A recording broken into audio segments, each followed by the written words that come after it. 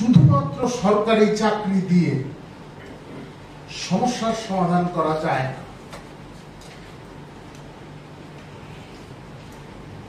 এবং সেই জন্য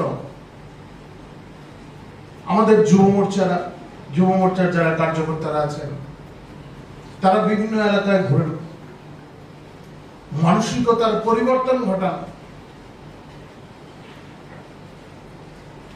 উদ্যোগী হবার প্রেরণা যোগান যুবক যুবতীদের মধ্যে।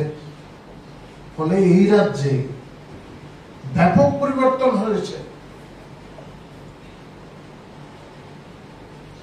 মহিলা মোর্চার মাধ্যমে স্বসহায়ক দল গঠনের জন্য প্রেরণা যোগানো হয়েছে।